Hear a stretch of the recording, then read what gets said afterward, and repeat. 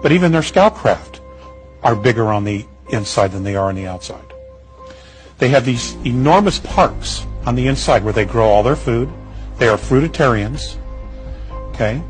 They breathe oxygen like we do. They drink water like we do. But they live off of fruit. And they grow these type of fruits on their craft. They have 20, 30, 40-mile parks on virtually every floor. And along the sides of the parks is where they habitate. There's like apartments all around the circles. And there's wildlife, there's animals, there's birds, things that look like squirrels, there's all these different life forms. They also have a lot of different colors. Because they're fifth density, their color spectrum is 221 colors, where our bandwidth is only 72 here. The Honorable Elijah Muhammad said of the wheel, whatever we have down here is up there. Are there cows up there? I would say yes. Are there sheep up there? Yes. Is there earth up there that they're growing food? Yes. Because the crew and the people and the angels of the wheel that are human beings, they have to eat. It's very expensive to bring food and drink for those who go to the moon or desire to go to Mars. But when you have a human-built planet that's made from the earth and people on that wheel whose bodies are from the earth living there, they have to be fed. They have to breathe. So it creates its own atmosphere. And that tube that comes down, when it comes into the earth's gravity, it takes up hydrogen and oxygen so that all those on the wheel can breathe the atmosphere of the earth. So are you not positing the idea that those vehicles contain, beings who are, maybe like us? Yeah, I only go along with government images. And if you want to know about people kind of thing, there is the ship that picked up the Voyager capsule at Alameda Naval Shipyard, and they have a picture there of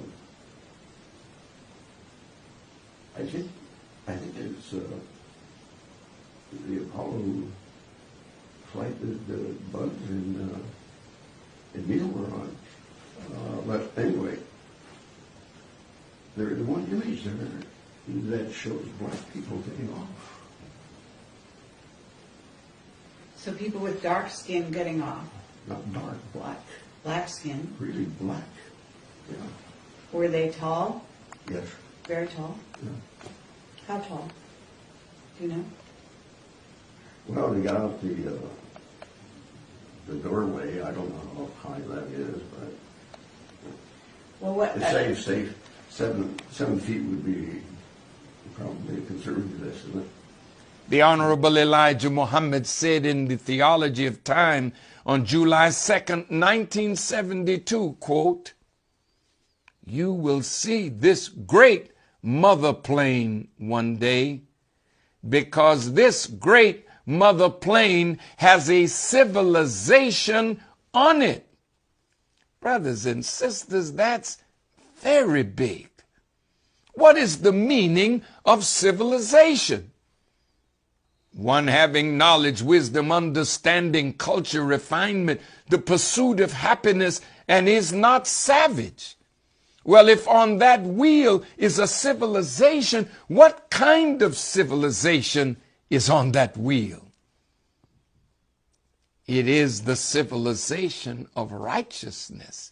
It is the seed of a righteous civilization. It is the seed of the kingdom of Islam, or the kingdom of heaven. The second chapter of the Quran is titled Al-Baqarah, the cow. Oh yes, there are cows up there. But what kind of cow is that?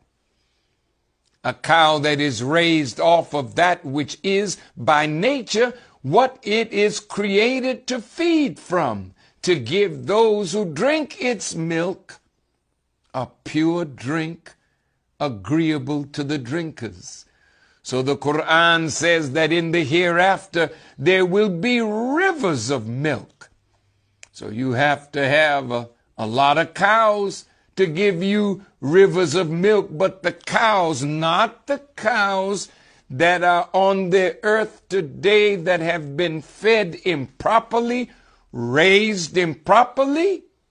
The cows have to be perfected in order to be in the hereafter, and they have to be purified. So we have to have cows to produce rivers of milk. So the perfected cow is on the wheel, and the perfected bee is on the wheel, and the perfected grapes are on the wheel to produce the rivers of wine that is written of in the Quran. Be careful, wino.